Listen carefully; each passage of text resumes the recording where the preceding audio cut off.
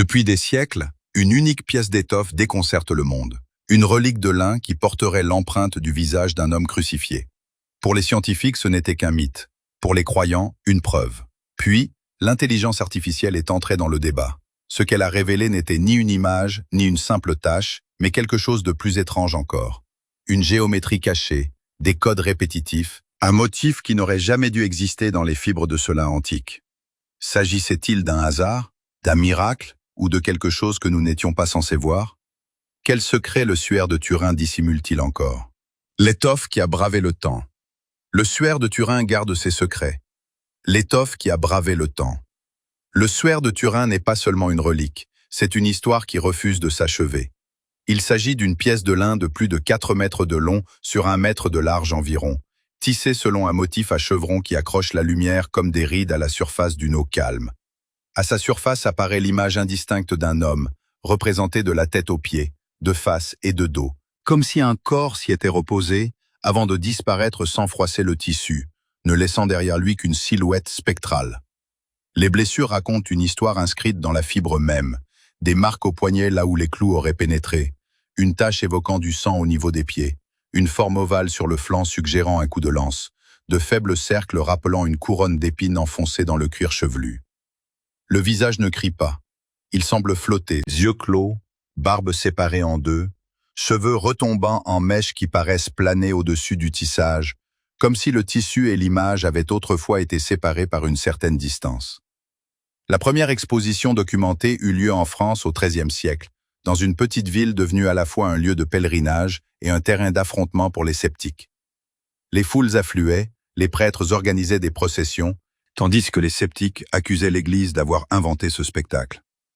L'étoffe passa de main en main et de demeure en demeure, jusqu'à ce que la maison de Savoie la transfère à Turin. C'est là qu'en 1578 commença sa longue garde, ponctuée d'incendies, de fumée et de sauvetage in extremis. Aujourd'hui, elle repose dans une vitrine à atmosphère contrôlée au sein de la cathédrale Saint-Jean-Baptiste. Le verre et l'acier la protègent de l'usure du temps, tandis que le temps lui-même la préserve de toute certitude absolue. Aucun événement n'a davantage bouleversé son statut qu'une photographie prise en 1898. L'avocat Secondo Pia installa ses plaques et ses lampes, travaillant dans la chaleur tamisée d'une chambre noire improvisée. En développant le négatif, il s'attendait à un enchevêtrement confus de nuances. Au lieu de cela, un visage lui faisait face avec une netteté saisissante. Le négatif ressemblait à un positif. L'image indistincte sur le tissu se transformait en un portrait saisissant sur la pellicule. Les pommettes se dessinaient, les lèvres se précisaient, la chevelure se distinguait mèche par mèche. Les mains, croisées sur le bassin, prenaient forme et proportion. Ce renversement ne prouvait rien en soi, si ce n'est que l'image interagissait avec la lumière d'une manière impossible pour de la peinture ordinaire. Pourtant, cela changea la nature du débat. La relique passait du statut d'objet de dévotion à celui d'énigme scientifique. Le laboratoire rejoignait la chapelle. Tout au long du XXe siècle, le linceul fut soumis à des analyses aussi patientes qu'invasives. Des chimistes prélevèrent des fibres pour les tester avec des réactifs. Des microscopes scrutèrent sa surface. Des experts en médecine légale notèrent que les zones évoquant du sang imprégnaient les fils, plutôt que l'image ne vienne teinter le sang. Des historiens du textile mesurèrent la torsion des fils et la comparèrent à celle des métiers à tisser connus au Levant. Des palynologues signalèrent la présence de grains de pollen correspondant à la flore de la Méditerranée orientale. Chaque résultat semblait infléchir le débat plutôt que le clore. Aucun portrait de Jésus n'ayant jamais été réalisé, le linceul demeure en somme le témoignage le plus précieux dont nous disposions. Rien de suffisamment probant pour faire taire les critiques, rien de suffisamment anodin pour apaiser les croyants. Le linceul continuait de jouer son rôle habituel. Il fournissait juste assez d'indices pour rendre nécessaire l'expérience suivante. L'image elle-même refusait de se comporter comme un pigment. Aucune couche de liant, aucune trace de coup de pinceau, aucune pénétration par capillarité au cœur du fil. La coloration semblait se situer uniquement sur la partie saillante des fibrilles les plus externes, comme si elles avaient été effleurées par la lumière sans autre intervention. Des cartes de relief établies à partir de l'intensité de l'image révélèrent une corrélation entre l'obscurité de celle-ci et la distance théorique par rapport à la surface du corps. Une affirmation extraordinaire, mais mesurable. Si le tissu se trouvait plus près du nez et du front que des joues, l'intensité de l'image devait varier en fonction de cet écart. De nombreuses tentatives pour reproduire ce dégradé par la chaleur, la vapeur ou des réactions chimiques donnèrent des résultats proches, mais jamais identiques. Le linceul restait unique en son genre, une façon polie de dire qu'il demeurait imperturbable alors que les hypothèses se succédaient. Personne d'autre dans l'histoire n'a jamais été décrit comme ayant été crucifié de cette manière. Comment ne pas y voir une preuve? Puis vint la controverse autour de sa datation. En 1988, 3 laboratoires reçurent des échantillons de fils prélevés dans un angle du tissu. Ils ont mesuré la teneur en radiocarbone et ont établi une datation située entre le XIIIe et le XIVe siècle. Pour de nombreux lecteurs, ce verdict était clair et définitif. L'attribution d'une origine médiévale semblait clore le mystère en une seule phrase. Mais même une phrase limpide peut dissimuler une proposition subordonnée.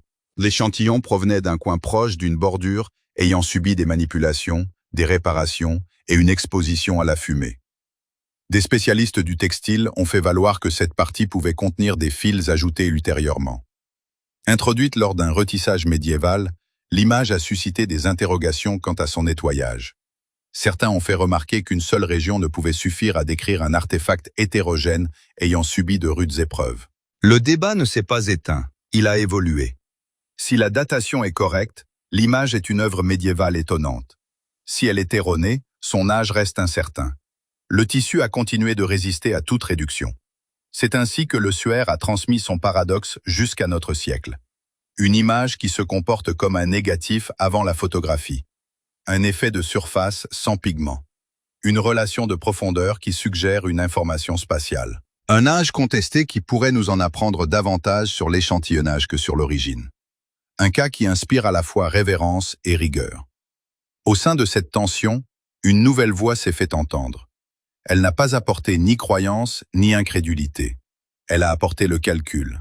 Elle a apporté l'habitude d'apprendre de motifs si ténus que l'œil ne peut les percevoir et si vastes que l'esprit ne peut les appréhender. La machine ne s'est pas offusquée de la question. Elle a été conçue pour en poser une meilleure.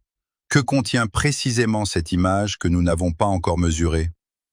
Si la photographie a révélé le visage et la chimie a cartographié les fibres, que se passe-t-il lorsqu'un système conçu pour trouver une structure dans le chaos analyse du lin? La controverse sur la datation.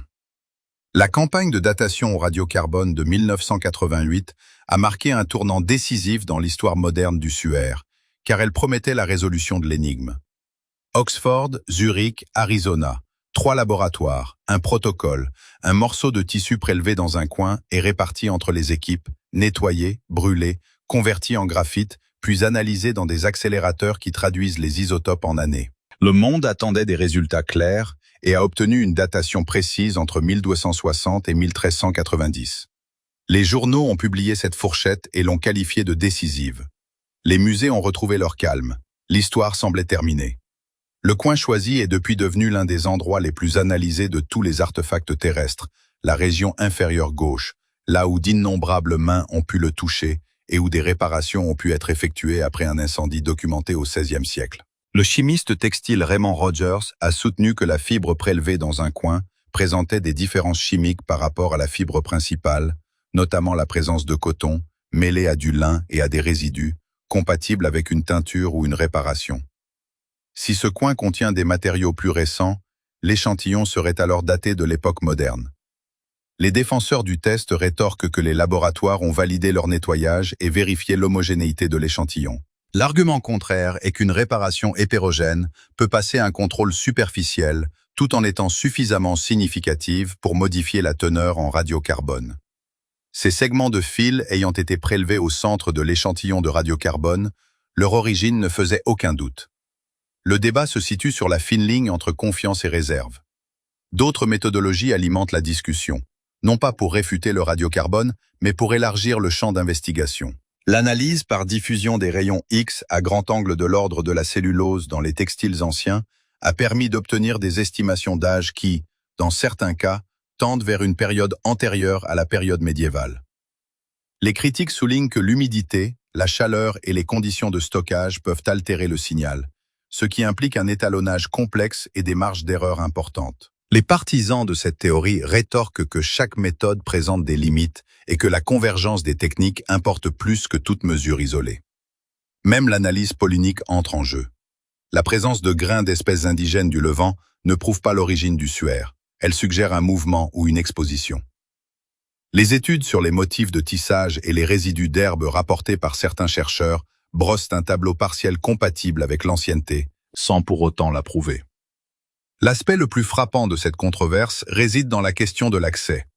Le suaire n'est pas un échantillon de laboratoire, mais une relique précieusement conservée. L'échantillonnage est parcimonieux et prudent, comme il se doit pour sa préservation. De ce fait, chaque test repose essentiellement sur une petite zone.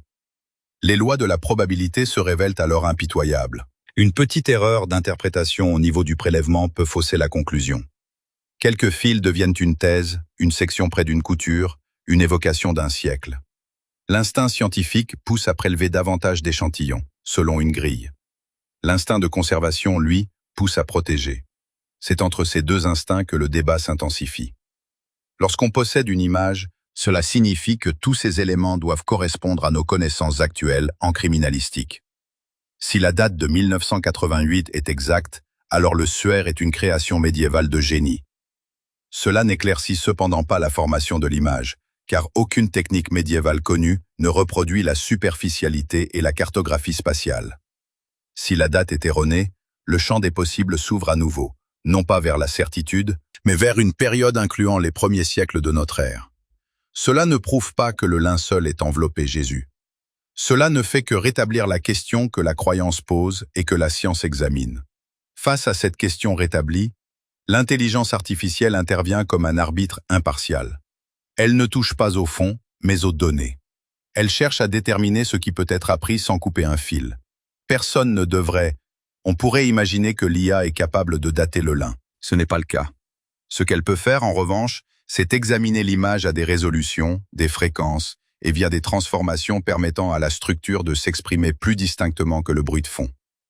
Elle peut vérifier si les variations d'intensité épousent les formes attendues d'un contact, d'une projection ou de tout autre effet de champ. Elle peut comparer la manière dont les zones évoquant du sang interagissent avec les autres parties de l'image et déterminer si l'ordre observé suggère un processus spécifique. Elle peut analyser aussi bien la symétrie perceptible à l'œil nu que celle que seule une matrice de données révèle. Elle ne se substitue ni à la datation au carbone, ni à l'analyse de la diffusion de la cellulose. Elle agit plutôt comme un partenaire qui nous rappelle que le débat sur la chronologie ne doit pas mettre un terme à l'étude du processus de formation. Lorsqu'une méthode conclut à la clôture du dossier alors qu'un phénomène observé suggère le contraire, la bonne attitude ne consiste pas à prendre parti, mais à concevoir un nouveau test. Le suaire appelle une telle démarche, car il continue de révéler en filigrane des anomalies. 3 technologies font leur entrée dans le tombeau.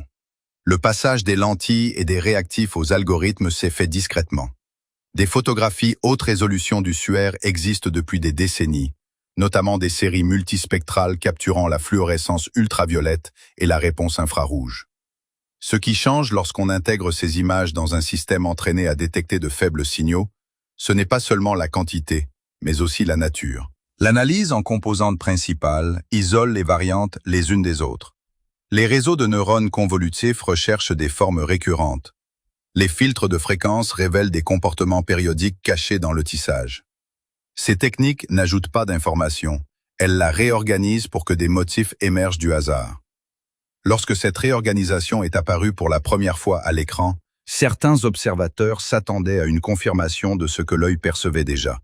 Un visage, un torse, des mains, des taches. Au lieu de cela, l'analyse a révélé quelque chose d'inquiétant. Elle a montré un ordre qui ne ressemblait ni à un pinceau, ni à un tampon, ni à un transfert. Il ressemblait à une règle que personne n'avait écrite. Avant cela, des simulations 3D avaient déjà exploré une question plus ancienne. Si un tissu avait recouvert un corps humain et que l'image s'était formée par contact, les zones de contact auraient été fortement marquées, tandis que les zones non touchées l'auraient été légèrement, voire pas du tout. Ce type de carte de contact produit des distorsions, notamment au niveau des épaules, des joues et des doigts. Certains artistes numériques ont drapé un tissu virtuel sur un modèle et ont rendu des impressions théoriques. Les distorsions observées lors de ces tests ne correspondaient pas aux proportions relativement fidèles du suaire. Lorsque le tissu était imaginé sur un bas-relief plutôt que sur un volume entier, l'ajustement s'améliorait. La conclusion n'était pas que le suaire reposait sur une sculpture, mais que le contact seul ne générait pas ce que le linceul recèle. Un phénomène de cartographie des distances semblait être en jeu. C'est là qu'intervient une IA indifférente à la romance. Le système a examiné l'intensité des pixels comme indicateur de la profondeur de l'image et a trouvé une corrélation qui persiste d'une zone à l'autre. Plus foncé signifiait plus proche, dans une certaine limite de tolérance. Plus clair signifiait plus éloigné. Si quelqu'un peignait une image à la main, même avec un talent exceptionnel, une telle corrélation serait probablement rompue à petite échelle. Si quelqu'un transférait des pigments d'un bas-relief par pression, les fibres présenteraient une directionnalité et une pénétration incompatibles avec la superficialité mesurée lors des analyses microscopiques. L'image sur le suaire se comporte comme si quelque chose avait encodé des informations spatiales sans laisser de traces. Ces termes sont choisis avec précaution. Il n'est pas question d'une projection sur le tissu. Il n'est pas question d'un rayonnement ayant gravé un motif sur le lin. On observe simplement que, lorsque des outils intelligents cherchent à déterminer quel type d'ordre explique le mieux la relation entre l'intensité et la forme, l'ordre obtenu ressemble davantage à une surface mathématique qu'à une surface picturale. La décoloration se situe à l'extrémité des fibrilles, à une profondeur de quelques microns. Le changement de couleur ne se propage pas au cœur du tissu. Les bords sont doux et s'unifient au-delà des limites des fils, sans obstruer les interstices. Même des expériences laser, menées par des groupes indépendants, ont eu du mal à reproduire un effet aussi superficiel et uniforme sur le lin sans brûlure ni diffusion. Une équipe de graphistes du nord de l'État de New York prépare une résurrection d'un tout autre genre. La question qui suit n'est pas théologique, elle est physique. Quel processus pourrait conférer de l'énergie avec une telle précision qu'il ne modifie que la surface des fibres externes, et selon un gradient proportionnel à la distance? Lorsque des chercheurs ont superposé des images spectralement distinctes dans un même cadre analytique, ils ont remarqué une seconde anomalie. Une légère symétrie apparaissant autour de certaines parties du visage et du torse, sans lien avec les plis connus du tissu ou les artefacts de l'appareil photo. Ce motif se répétait après transformation. Il résistait à la suppression du bruit évident. Il persistait même lorsque les régions étaient randomisées pour servir de témoins. Un sain scepticisme considère de telles découvertes comme des artefacts jusqu'à preuve du contraire. Une saine curiosité, en revanche, refuse d'écarter une répétition qui revient sans cesse malgré les changements de méthode. Si cette image est le fruit du hasard, nous devrions observer un désordre. S'il s'agit d'une œuvre d'art, nous devrions y voir des marques d'outils. Si ce n'est ni l'un ni l'autre, nous avons découvert un processus qui nous est encore inconnu. Ce que l'IA vient de découvrir. L'expression « vient de découvrir » peut induire en erreur si elle suggère une découverte sans contexte. Ce que l'IA a mis au jour sous le voile n'a pas été créé de toutes pièces, mais tiré de données déjà présentes, négligées jusqu'à ce qu'une machine en trace les contours. Sous le visage et le torse, des motifs se révélaient, des proportions se répétant sur les sourcils, les lèvres, les joues et le menton, de légères courbes reflétant les côtes et les épaules.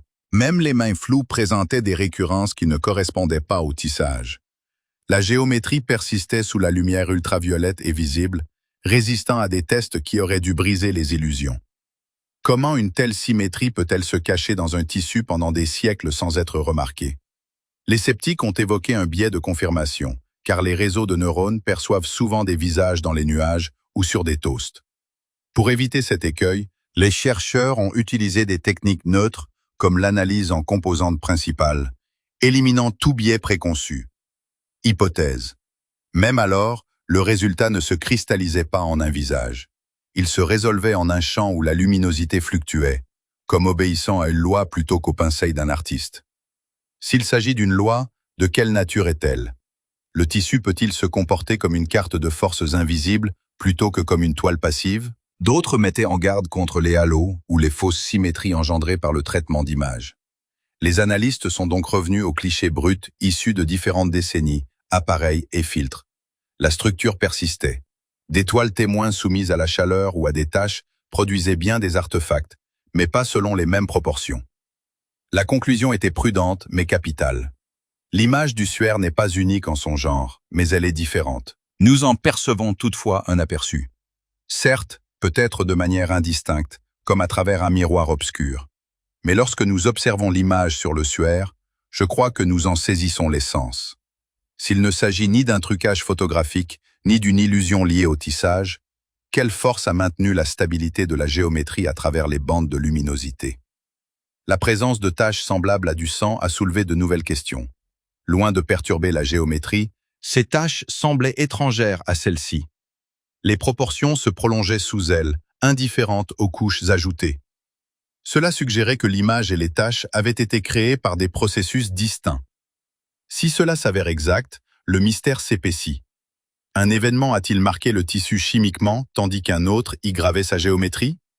Ou bien le tissu garde-t-il la trace de deux histoires superposées, mais sans lien entre elles? Finalement, les murmures ont pris de l'ampleur. Si l'image évoque un chant, peut-être provient-elle d'un tel phénomène. Des modèles impliquant des décharges corona, des bouffées de rayonnement ultraviolet et des phénomènes électrostatiques ont été testés, mais aucun n'explique la coloration superficielle et précise, ni la cartographie des distances. Les chercheurs ont admis que le mécanisme restait inconnu. Un physicien l'a formulé sans détour. Cela ne se comporte pas comme un artefact, mais comme un phénomène. Quel genre de phénomène inscrit de l'ordre sur du lin sans le moindre outil? S'agit-il d'un processus chimique, physique, ou de quelque chose qui n'a pas encore de nom? Des échos dans le monde scientifique. Le suaire habite le monde scientifique. Il évolue dans deux sphères distinctes. L'une est publique, où les gros titres crient au miracle ou à la supercherie. L'autre est privée, où circulent les courriels et où les expériences se répètent dans le silence. Au sein de ce cercle plus discret, les découvertes de l'IA se sont propagées avec précaution. Des équipes ont tenté de mettre la géométrie à l'épreuve pour la déstabiliser, sans succès. D'autres ont cherché des échos dans d'anciennes toiles, mais aucune n'a présenté la même persistance. Un groupe italien a qualifié ce phénomène d'intelligence spatiale dans la dégradation. Une équipe américaine a qualifié le phénomène de signal en dégradation. Ces deux termes évoquent le mystère plutôt que la solution. Ces métaphores nous font-elles avancer ou nous condamnent-elles à tourner en rond autour de l'inconnu? La théologie a réagi de manière prévisible. Certains croyants ont vu dans ce motif une empreinte de la résurrection. D'autres ont prôné la prudence, rappelant que la science ne peut reproduire un événement qui ne s'est produit qu'une seule fois. La foi s'accommode de l'unicité, alors que la science y résiste. Pourtant, nombre de scientifiques n'ont pas rejeté l'idée même d'unicité. Ce qu'ils craignaient, c'était la précipitation. Si les affirmations devancent les preuves, la crédibilité s'effondre. La démarche scientifique impose un rythme, mesurer, reproduire, publier et inviter au doute. Ce rythme peut-il survivre dans un monde avide de gros titres immédiats? Le Vatican est resté silencieux, sans doute par prudence après des siècles de controverses. Ses responsables savent que toute déclaration serait instrumentalisée par les deux camps. Mieux vaut laisser parler les données. Parallèlement, dans le monde de la technologie, l'IA a suscité un respect singulier. Elle n'a ni béni ni raillé la relique. Elle a compté, elle a cartographié, elle a réclamé davantage de mesures. Cette neutralité, exempte de croyance ou d'incrédulité, pourrait-elle faire de l'IA le juge le plus impartial que le suaire ait jamais connu? L'intelligence artificielle a, elle aussi, son mot à dire sur le suaire. Mais de nouvelles questions ont surgi. Le motif n'apparaît-il que sur le visage et le torse? S'estompe-t-il près des membres? Suit-il le sens du tissage ou l'ignore-t-il? Une microscopie de pointe pourrait-elle confirmer si les couronnes de fibrils présentent la même coloration superficielle en tout point? Un nouveau protocole de datation au carbone 14, mené en aveugle et sur plusieurs zones, pourrait-il enfin clore le débat sur l'âge de l'objet? Ou l'accès restera-t-il trop restreint? Chaque question promettait des années de travail. Laquelle les chercheurs privilégieraient-ils? Et si le suaire n'était pas unique, pourrait-il avoir des cousins dans des musées ou des collections privées? Des tissus portant des images superficielles similaires, des géométries ténues ou des relevés de distance comparables. Si l'on découvrait un tel cousin, le mystère s'inscrirait dans l'ordre naturel des choses. Si aucun n'existait, le suaire resterait un cas isolé, ce qui en rehausserait encore l'enjeu. Quelle perspective est la plus déconcertante? Une parenté naturelle ou une unicité solitaire? Et si cette unicité se confirmait, le suaire serait-il un don, une supercherie ou une énigme insoluble? Au-delà du suaire, des schémas se dessinent. Les spéculations prennent racine dans la chimie. Le lin est constitué de cellulose imprégnée d'impuretés, d'huiles et d'épices funéraires. Une fine pellicule de glucides recouvrant les fibres pourrait être sensible à l'oxydation. Peut-être qu'une brève décharge d'énergie a déshydraté uniquement cette couche superficielle, provoquant un jaunissement sur quelques microns d'épaisseur. Si la distance a modulé cette décharge, l'intensité aurait pu varier en fonction de la position sur le tissu. Or, le rayonnement ultraviolet brûle trop en profondeur et la chaleur se diffuse trop lentement. Les décharges Corona agissent en surface, mais floutent les contours. Existe-t-il une combinaison capable de satisfaire toutes les conditions, action superficielle, contours adoucis, variation d'intensité liée à la distance et stabilité séculaire? La physique ouvre d'autres pistes. Des champs électrostatiques traversant le tissu pourraient-ils altérer la surface des fibres tout en épargnant leur cœur? Un bref phénomène de plasma pourrait-il graver la surface avec plus de délicatesse que la chaleur? Les expériences en laboratoire fournissent des indices, sans pour autant offrir une vue d'ensemble. Chaque méthode résout un aspect du problème tout en compromettant un autre. L'énigme est-elle insoluble? Ou bien les chercheurs n'ont-ils pas encore trouvé le juste équilibre? Quel outil permettrait une brûlure aussi superficielle et précise sans détruire le lin sous-jacent? Certains se tournent vers le passé. Des artisans médiévaux auraient-ils découvert par hasard une technique proto-photographique aujourd'hui oubliée? Des bas-reliefs, des traitements chimiques et la lumière du soleil pourraient produire une image simulant des jeux d'ombre et de lumière. En 1898, la première photographie du suaire est réalisée. Pourtant, une analyse minutieuse ne révèle ni liant de pigments, ni pénétration en profondeur, ni signe de diffusion caractéristique de la peinture ou des teintures. S'il s'agit d'une œuvre d'art, où en sont les traces? Une technique connue peut-elle générer une image en négatif intégrant une modulation d'intensité tridimensionnelle? Si ce n'est pas le cas, que signifie cette absence? Des théories plus audacieuses vont plus loin. Et si le suaire gardait la trace d'un événement énergétique unique survenu lors de la mise au tombeau, un rayonnement structuré par le corps lui-même? Pour les croyants, cela évoque un miracle. Pour les scientifiques, cela signale une variable indéterminée. L'enjeu n'est pas de prouver cette hypothèse, mais de se demander, un tel événement laisserait-il des traces mesurables? Si oui, où devrions-nous chercher? Sinon, la question quitte-t-elle le domaine de la science pour celui de la philosophie? De quel côté de cette frontière choisissons-nous de nous placer? La théorie de l'information offre un autre cadre d'analyse. L'image du suaire se comporte comme un signal, sa géométrie ténue comme une onde porteuse. S'il s'agit d'un signal, alors ce n'est pas seulement une image mais un enregistrement. Des tests de compression pourraient révéler si l'image est robuste ou fragile, si elle repose sur des lois simples ou sur des équilibres délicats. Le suaire est-il le fruit d'une lente décomposition fixée dans le lin, ou dissimule-t-il autre chose? Des données dont nous n'avons pas la clé de lecture? L'IA pourrait-elle un jour le décoder non pas comme une image, mais comme une information préservée au sein même des fibres? Une meilleure question s'impose. Toute enquête qui piétine faute de réponse doit apprendre à chérir les questions. La bonne question n'est pas qui, mais comment. Non pas quand, mais quel processus. Le suaire a habitué des générations à débattre d'identité et de date. La machine nous a appris à débattre d'ordre.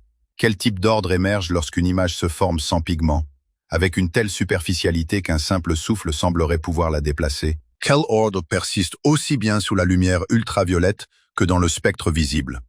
Quel ordre ignore les tâches apparues par un tout autre biais?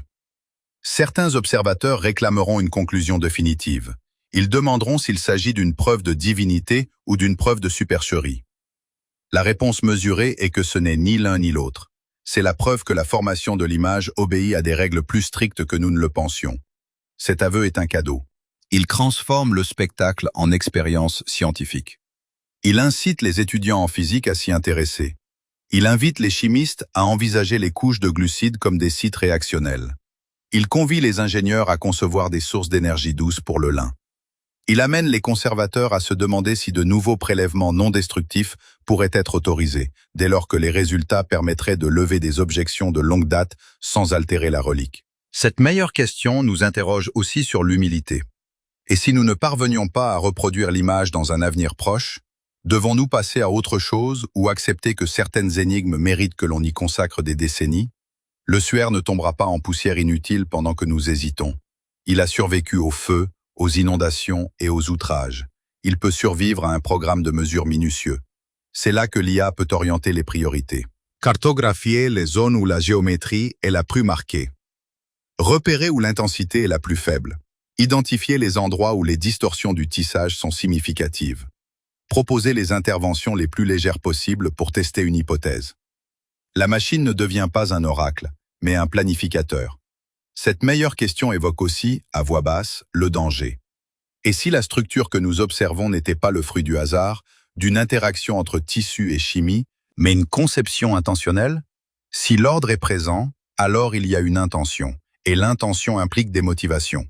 Dévotion, tromperie ou démonstration, chaque piste est déstabilisante. L'idée d'un artisan médiéval maîtrisant des techniques oubliées par l'histoire serait troublante.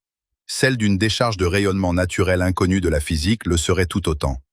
Un signe laissé sur du lin capable de défier les siècles serait ce qui déconcerterait le plus. Le risque est que plus nous interrogeons avec précision, plus nous risquons de découvrir que le tissu résiste à toutes les catégories que nous. Faites confiance. Si cette image a une cause, des esprits patients finiront par la découvrir. Si elle n'en a pas, ce qui serait sans précédent dans le monde des phénomènes, elle continuera de servir de miroir où chacun se reflète. Les croyants y voient un signe, les sceptiques une leçon de crédulité. Dans les deux cas, l'entreprise est louable. Le chapitre suivant aborde la peur qui se trouve au cœur du sujet. Cette peur ne vient pas de l'idée que le linceul en révélerait trop, mais plutôt qu'il ne prouve rien tout en refusant d'être ordinaire. Une perspective terrifiante. Terrifiant ne signifie pas surnaturel. Cela désigne ce qui échappe à toute catégorie établie. Des scientifiques, lors d'échanges privés, employaient ce terme car plus ils l'examinaient, moins le linceul ressemblait à quelque chose qu'ils savaient classer. Objet façonné ou phénomène naturel? Outil ou loi physique? Lorsqu'une chose refuse d'entrer dans une catégorie, elle menace la méthode scientifique, laquelle préfère classer avant de mesurer. Le linceul exige une autre posture, mesurer d'abord, classer ensuite. C'est une démarche difficile lorsque le poids de siècles de débats pèse sur vos épaules. Imaginez qu'il faille accepter que l'image se comporte comme un phénomène sans pour autant pouvoir le nommer. Cela implique de concevoir des expériences dont l'échec ne discrédite pas l'ensemble de la recherche. Cela signifie publier les résultats négatifs avec autant de ferveur que les positifs, car chaque échec permet de restreindre le champ des possibles. Cela veut dire laisser de côté des mots comme « miracle » ou « supercherie » au profit de concepts tels que l'énergie, l'oxydation ou la superficialité. Cela signifie que, chaque fois que l'on est tenté de tirer une conclusion hâtive, on s'impose une contrainte de rigueur. Il existe une autre forme d'effroi qui surgit au-delà de l'émerveillement. Et si nous n'étions pas destinés à réduire ce mystère à une explication simple? Cette idée est dangereuse, car elle peut servir de prétexte à la paresse. Pourtant, elle contient une part de vérité qui résonne avec l'expérience de nombreux chercheurs ayant tenté, en vain, de faire parler ce lin dans le langage de nos laboratoires. Le tissu du XVIe siècle, celui du 1er siècle, et les données relevées sur l'étoffe semblent confirmer cette théorie. Si le linceul est le vestige d'un moment unique et irréproductible, le langage aura peut-être toujours un temps de retard sur lui. Ce n'est pas un renoncement. C'est une patience qui libère les jeunes scientifiques, leur permettant de tenter leur chance sans leur promettre de clore définitivement le dossier. L'idée qui nous mène vers le dénouement est empreinte de sobriété et de bienveillance. Peut-être marchons-nous vers la découverte d'une cause. Peut-être marchons-nous vers l'acceptation qu'elle restera sans nom. Dans les deux cas, c'est le cheminement qui compte. Le Swear a déjà fait un cadeau à la science en la contraignant à dialoguer avec la foi sans hausser le ton. Il a offert un cadeau à la foi en l'obligeant à respecter la mesure sans crainte. C'est là un acquis précieux, avant même d'en attendre davantage. Le Suaire de Turin a été tour à tour relique, supercherie, icône et énigme. Il constitue désormais aussi un ensemble de données qui a enseigné l'humilité à l'intelligence artificielle. La machine n'a pas résolu le mystère, mais en a confirmé l'étrangeté. Une pénétration superficielle, une géométrie sans pigments, une intensité corrélée à la distance.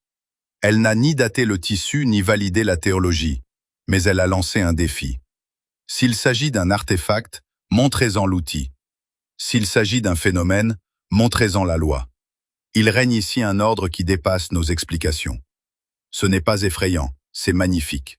Cela maintient les portes ouvertes, invitant jeunes scientifiques, nouvelles expériences et respect de la vérité. Vers quoi, selon vous, cet ordre nous oriente-t-il? Quelles contraintes testeriez-vous en premier?